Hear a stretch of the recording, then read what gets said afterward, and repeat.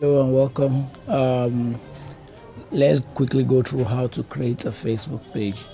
It's quite easy. Click on this three line here, then click on pages here, then scroll up, click on create here. It's as easy as that. Get started. Let's just give it a name: importation business.